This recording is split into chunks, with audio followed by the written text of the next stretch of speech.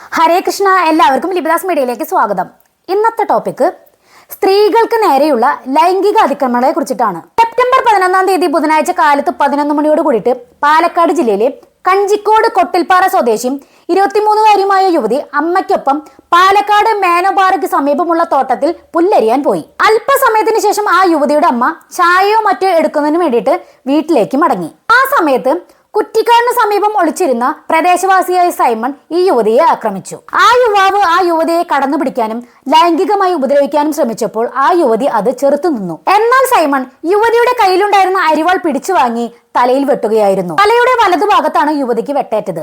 ബഹളം കേട്ട് സമീപവാസികളും അമ്മയും ഓടിയെത്തുമ്പോഴേക്കും പ്രതി അവിടെ നിന്ന് ഓടി രക്ഷപ്പെട്ടിരുന്നു. പരിക്കേറ്റ യുവതിയെ ആദ്യം പാലക്കാട്ടെ സ്വകാര്യ ആശുപത്രിയിൽ എത്തിച്ച് പ്രാഥമിക ചികിത്സ നൽകുകയും പരിക്ക് ഗുരുതരമായതുകൊണ്ട് വിദഗ്ധ ചികിത്സയ്ക്കായി യുവതിയെ പിന്നീട് തൃശൂർ മെഡിക്കൽ കോളേജിലേക്ക് മാറ്റുകയും ചെയ്തു.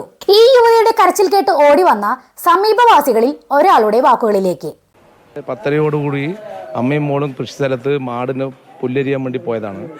ഒരു 10:30 അമ്മ മോൾക്ക് ചായ എടുക്കാനോ ഭക്ഷണം എടുക്കാൻ വീട്ടിൽ പോയ സമയത്ത് അവിടെ കുറ്റിക്കാട് പറഞ്ഞ കൃഷി സ്ഥലമാണ്. അവിടെ കുറച്ചിങ്ങനെ ഹൈറ്റ് പുല്ലിൻ്റെ സ്ഥലത്ത് അവിടെ ഒരു സൈമൺ പറഞ്ഞ ഒരു പ്രതി, അവിടുത്തെ ഒരു പയ്യൻ, ഈ അമ്മ പോയതും ഈ കുട്ടിനെ ആക്രമിക്കുകയും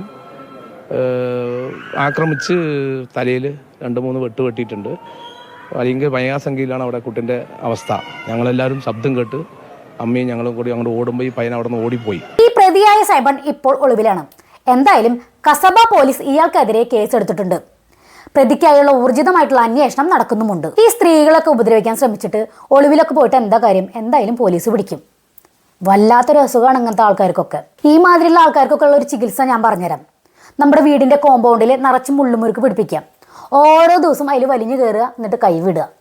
വേണമെങ്കിൽ 1 വീതം 3 നേരം ആക്കിക്കോ അത്. അപ്പൊ ഈ വക അസുഖത്തിനൊരു ആശ്വാസം കിട്ടും.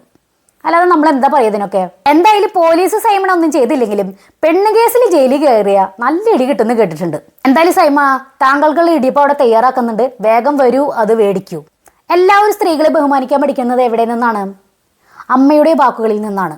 അമ്മയാണ് അതൊക്കെ പഠിപ്പിക്കേണ്ടത്. വീട്ടിൽ നിന്നാണ് ഇവൊക്കെ കാര്യങ്ങളൊക്കെ നമ്മൾ പഠിപ്പിക്കേണ്ടത്. അത് ആണുങ്ങളെയും പെണ്ണുങ്ങളെയും മറ്റുള്ളവരെ ബഹുമാനിക്കാൻ പഠിപ്പിക്കുക. ആരെയും ഇൻസൾട്ട് ചെയ്യാതിരിക്കുക, ആരെയും ഉപദ്രവിക്കാതിരിക്കുക.